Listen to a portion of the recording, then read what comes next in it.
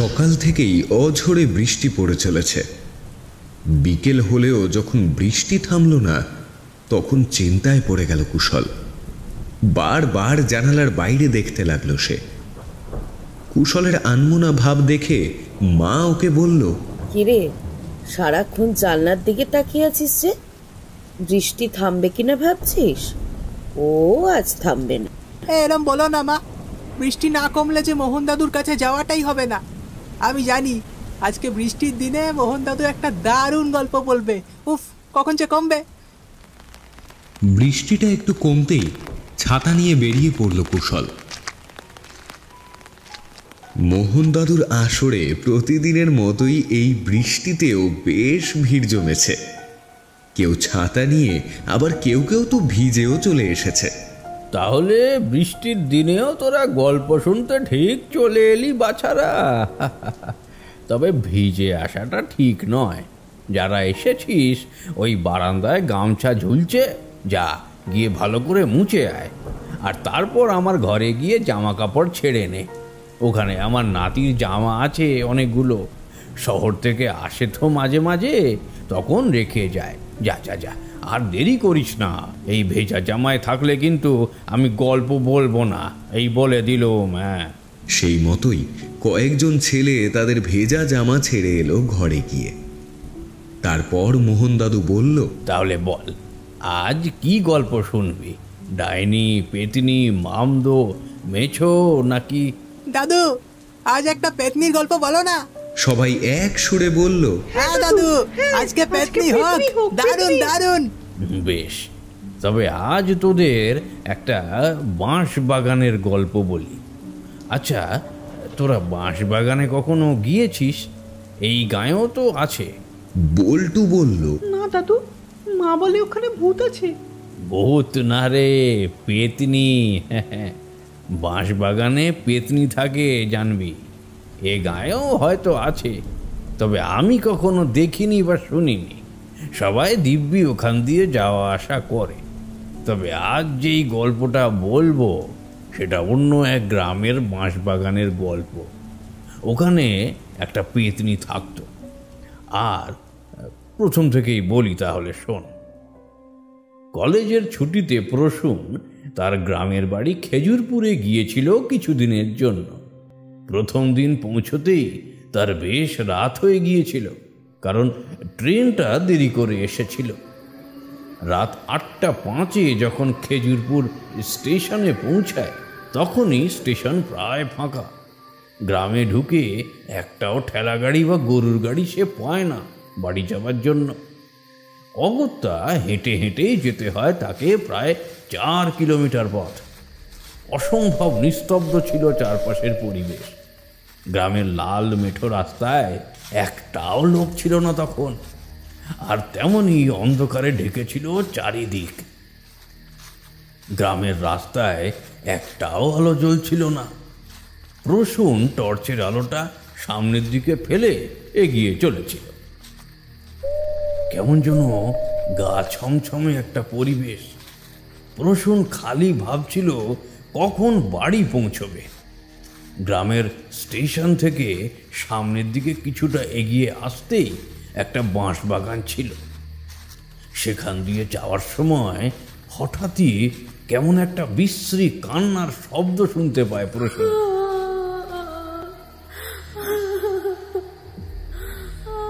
সে কান্না ভারী অদ্ভুত।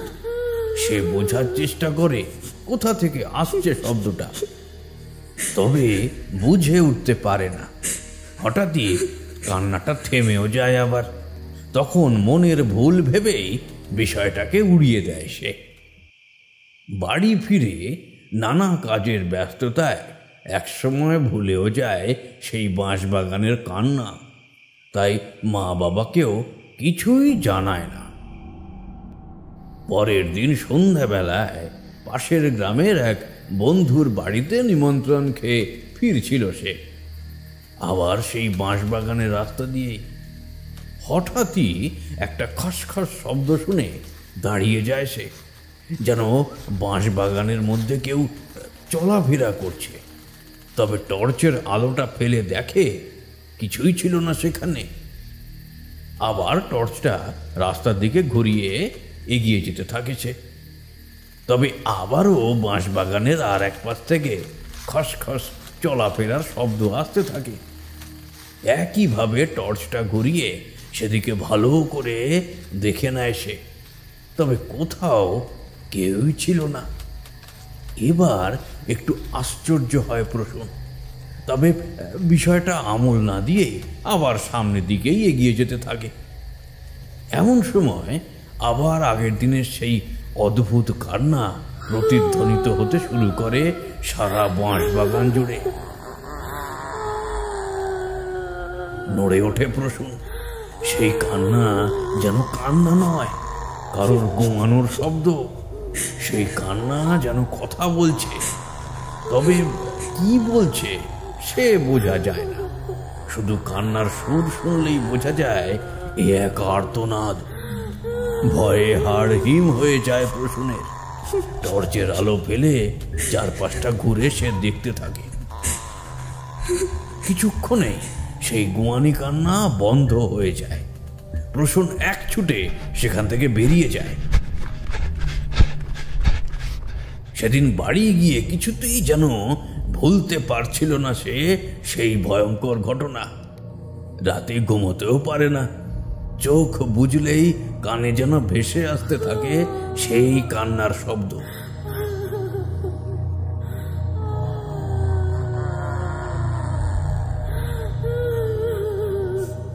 সারা রাত জেগেই কাটিয়ে দেয় সে। সকালে উঠে মা বাবাকে সবটা জানাবে ভেবেও আর জানায় না। মনে মনে ঠিক করে আর যাবে না সেই বাঁশবাগান দিয়ে। যদিও স্টেশন যেতে গেলে ওই বাঁশবাগানের উপর দিয়েই যেতে হয়। তাই সে ঠিক করে নেয় যেদিন শহরে ফিরে যাবে সকালের ট্রেনেই ফিরবে। তবে যতই সে বিষয়টা থেকে পালাতে চাইছিল, ততই যেন তা ওকে আঁকড়ে ধরছিল। সেদিন পাশের বাড়ির মনোজ এসে বলল, ও প্রসুনদা, বড় মাকালি মাঠের কাছে দারুণ মেলা হচ্ছে, যাবে নাকি? না না, ওই মেলায় টেলায় যেতে আমার ভালো লাগে না, তুই যা। আহা, চলোই না, বিকেল বিকেল যাবো, সন্ধ্যের মধ্যেই আবার ফিরে আসবো। আসলে বড় মা কালীর মাঠে যেতে গেলে ওই বাঁশবাগান দিয়েই যেতে হয়। তাই যেতে চাইছিল না প্রসূন। তবে ছোট ভাইটার আবদারের কাছে আর না করতে পারল না সে। সেই দিনই বিকেলে বেরিয়ে পড়ল মেলা দেখতে দুজনে।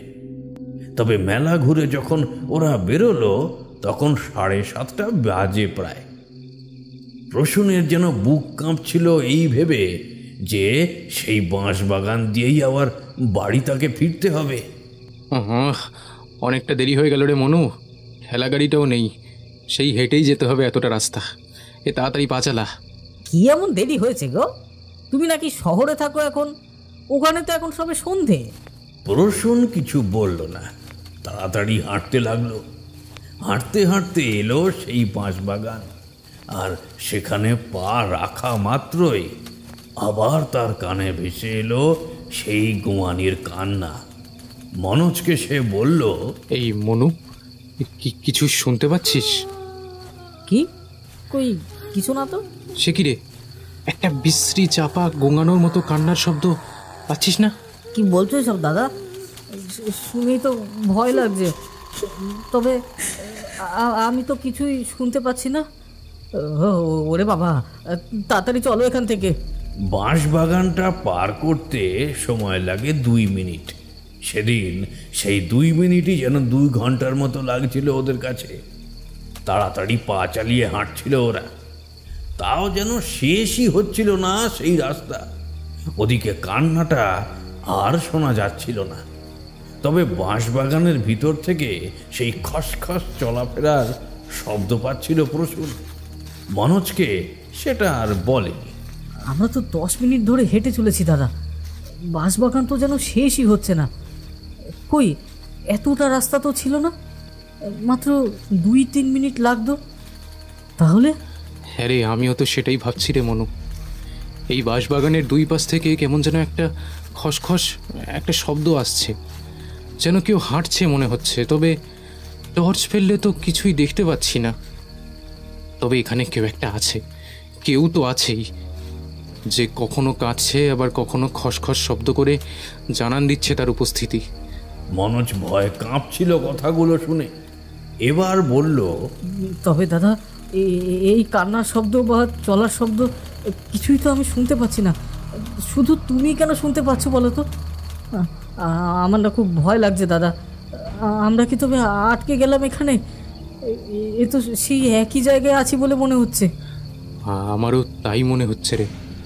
এই তালগাছটার কাছেই ঘুরে ফিরে আসছি যেন বারবার, অথচ আমরা তো সোজা হাঁটছি। কি যে হচ্ছে, কে যে করছে এরকম? এখানে কি আছে বলতো? বাঁশবাগানের ভিতরে কেই বা কাঁদছে? এই চল না, আমরা দৌড়াতে থাকি, ঠিক বেরিয়ে যাব আমরা। তবে দৌড়েও কোনো লাভ হলো না, যেন এক জায়গাতেই থেমেছিল ওরা। দৌড়চ্ছে, তবে এক পাও যেন আগে যেতে পারছে না। দুজনেই হাঁপাতে লাগলো, তারপর দাঁড়িয়ে গেল। হ্যাঁ, এই জন্য আমি মেলায় যেতে চাইছিলাম না মনু। তোকে তো আর কারণটা বলতে পারছিলাম না। আমি তো কিছুই জানতাম না দাদা। বলতে পারতে? হ্যাঁ, তুমি একবার বলতে পারতে আমাকে, তাহলে আসতাম না। এবার এখান থেকে বেরোবো কি করে? এমন সময় প্রসূনের যেন মনে হলো ওর পিঠে কেউ আঁচড়াচ্ছে। এ মনু, কে যেন আঁচড়াচ্ছে পিঠে। কে তুমি? ছাড়ো আমায়, ছেড়ে দাও। পিঠের পিছনে হাত দিতে প্রসূন অনুভব করলো দুটো হাতের স্পষ্ট ছোঁয়া। যেই হাত দুটো তাকে আঁচড়াচ্ছিল, কোনো রকমে সেই হাত ছাড়িয়ে আবার দৌড়তে লাগলো প্রসূন আর মনোজ। দৌড়তে দৌড়তে বাঁশবাগানের শেষ প্রান্তে এসে পৌঁছলো তারা অবশেষে। হাঁপাতে হাঁপাতে দাঁড়িয়ে গেল ওরা কিছুক্ষণের জন্য। আর পারছি না দাদা, সে কখন থেকে দৌড়চ্ছি। তবে এসে গেছি, আর ভয় নেই। প্রসূন স্বস্তির নিঃশ্বাস ফেলল এবার। তারপর কিছু বলতে যাচ্ছিল মনোজকে, এমন সময় দেখলো বাঁশবাগানের ভিতর থেকে দুটো বড় গোল গোল চোখ যেন তার দিকেই তাকিয়ে আছে, যেন কিছু বলতে চাইছে তাকে। ভয়ে চোখটা বন্ধ করে নিল প্রসূন। আর তারপরেই তার কানে ভেসে এলো আবার সেই চাপা ঘুমানোর কান্না। ভয়ে ভয়ে চোখটা খুলে প্রসূন দেখল বাঁশবাগানের ভিতরে যেই চোখটা উকি মারছিল, সেই চোখটা এখনো তার দিকেই তাকিয়ে আছে। আর সেই চোখ থেকে জল পড়ছে, গুঙিয়ে গুঙিয়ে কেঁদে যাচ্ছে যেন সেই চোখটাই। মনোজ, পালা, নইরা আমরা আজকে আর বাঁচবো না রে। পালা, পেছনে তাকাবি না। পালা, দৌড়া। ওরা পালাতেই যাচ্ছিল, তবে সামনের দিক থেকেই একটা মেয়ে ওদের সামনে এসে দাঁড়ালো। এবার মনোজ ওকে দেখতে পেল। একটা কিশোরী মেয়ে, লম্বা মাঝারি গড়ন, এলোমেলো চুল, আর মুখটা যেন থ্যাতলানো। কিছু যেন বলছিল মেয়েটা ওদের, তবে ওর কথা বোঝা যাচ্ছিল না। ঠোঁট কাঁপতে কাঁপতে প্রসূন বলল, কি চাও তুমি? হ্যাঁ, কি চাও? কেন বারবার আমাকে ভয় দেখাচ্ছ? সরে যাও সামনে থেকে। আমাকে বাড়ি যেতে দাও আমাদের।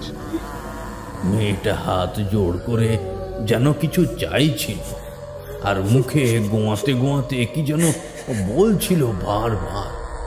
অনেকক্ষণ শোনার পর প্রসূন বুঝতে পারল যে সে কি বলছে। আর তারপরেই কোথায় যেন চলে গেল মেয়েটা। আর তারপরেই খুব সহজেই মনোজ আর প্রসূন সেখান থেকে বেরোতে পারল।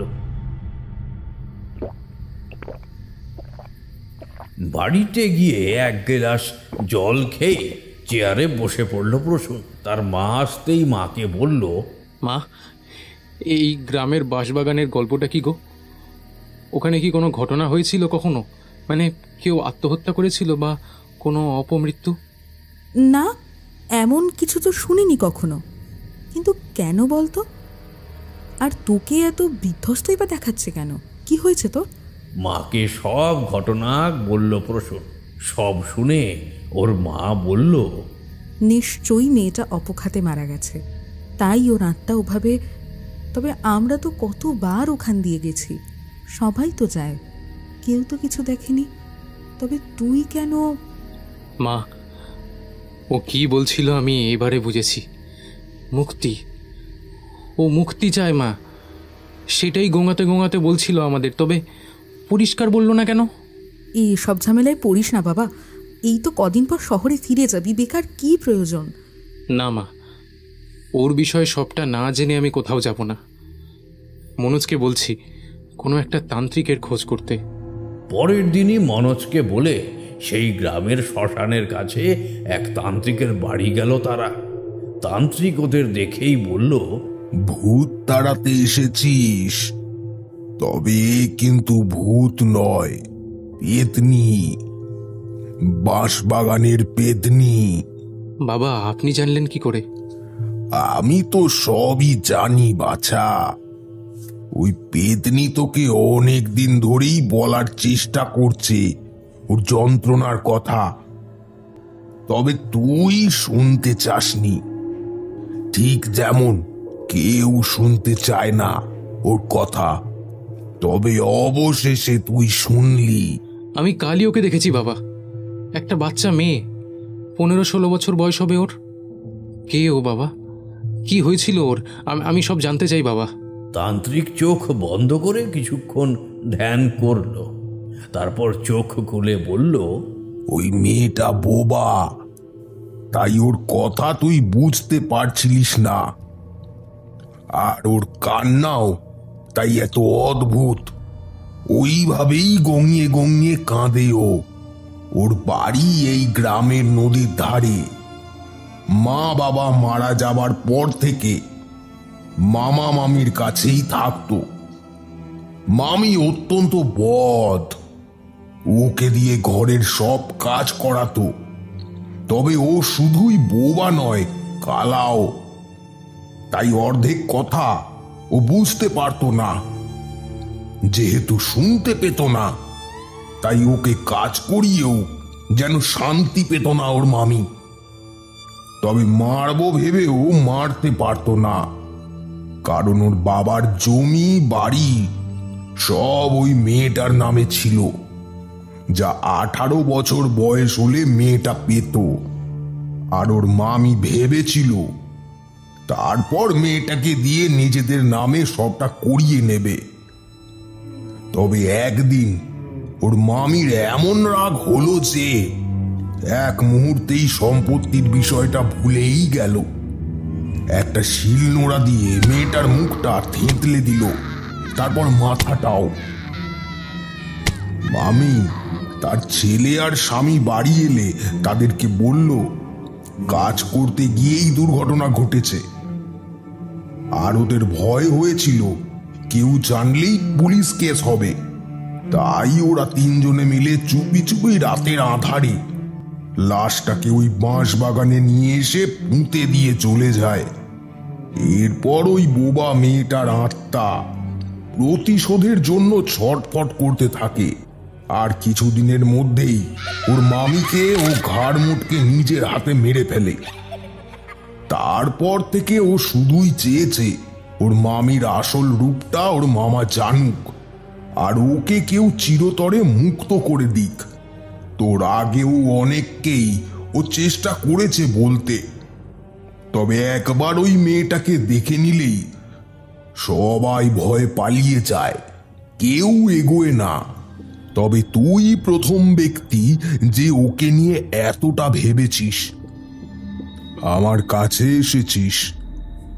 শোন, তুই পারিস ওর শেষ ইচ্ছা পূরণ করে ওকে মুক্তি দিতে, অর্থাৎ ওর মামাকে সত্যিটা জানিয়ে তারপর ওর লাশটাকে মাটি থেকে খুঁড়ে বের করে জ্বালিয়ে দিতে হবে তোকে। কিরে, পারবি তো? ভয় পাবি না তো? পারবো বাবা, এটা যে পুণ্যের কাজ, আমি নিশ্চয়ই পারবো। তবে সামনের অমাবস্যার রাত্রে তৈরি থাকিস, আর তার আগে ওর মামাকে গিয়ে সবটা জানাবি।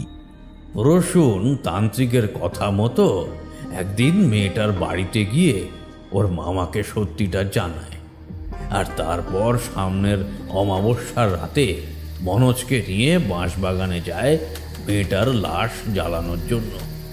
আমার খুব ভয় লাগছে দাদা, ও আমাদের মেরে ফেলবে না তো? মারবে কেন? আমরা তো ওর আত্মার মুক্তির জন্য এসেছি, এটাই তো ও চাই রে। আবার সেই গোয়ানি কান্নার শব্দ শোনা গেল। সারা বাঁশবাগান জুড়ে তা প্রতিধ্বনিত হতে লাগলো।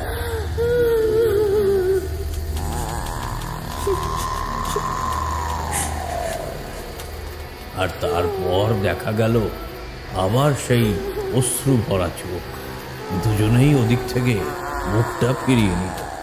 সেই কান্নার শব্দে যেন কান রাখা যাচ্ছিল না। ওরা কানেও হাত চাপা দিল, তবে শব্দের তীব্রতা একটুও কমল না। আমাদের এসবের মধ্যেই কাজটা সম্পন্ন করতে হবে, ভয় পেলে চলবে না।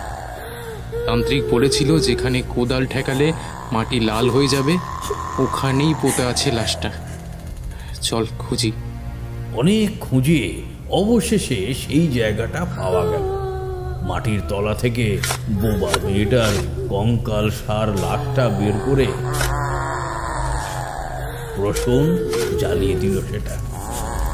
আর তখন দেখা গেল সেই মেয়ের অবয়ব তাদের সামনে এসে হাত জোড় করে দাঁড়িয়েছে আবার। আর ওর ভাষায় গুঙিয়ে গুঙিয়ে কি সব যেন বলছে, হয়তো ওদের ধন্যবাদ জানাচ্ছে। লাশটা ধীরে ধীরে জ্বলে পুড়ে ছাই হয়ে যেতে থাকে, আর মেয়েটা চিৎকার করতে থাকে। ও কথা বলতে পারতো না, তবে ওর সেই চিৎকার যেন সব বলে দিচ্ছিল। ভেতরের চাপা কষ্টটা নিংড়ে বের করছিল ও শেষবারের মতো। লাশটা ছাই হয়ে যেতে মেয়েটার আর্তনাদও থেমে গেল, আর এক সময় ধীরে ধীরে ও বাতাসে মিলিয়ে গেল। এর কদিন পরে প্রসূন শহরে ফিরে যায়, তবে বাঁশবাগানের সেই ভয়ঙ্কর অভিজ্ঞতা ও এই জীবনে হয়তো আর ভুলতে পারবে না। এতক্ষণ সবাই মন্ত্রমুগ্ধ হয়ে গল্পটা শুনছিল। কিরে, গল্পটা কেমন লাগলো বল? সবাই বলে উঠল একসাথে, দারুণ দারুণ। কেমন লাগলো আমাদের আজকের গল্প কমেন্ট করে জানাতে ভুলবেন না। যদি গল্পটি ভালো লেগে থাকে অবশ্যই ভিডিওটিতে একটি লাইক এবং ভিডিওটিকে অনেক অনেক শেয়ার করবেন। যদি আমাদের গল্প ভালো লেগে থাকে তাহলে অবশ্যই গল্পবাস চ্যানেলকে সাবস্ক্রাইব করবেন এবং সাবস্ক্রাইব বাটনের পাশে বেল আইকনটি প্রেস করবেন, যাতে সমস্ত গল্পের নোটিফিকেশন আপনারা সবসময় পেয়ে যান।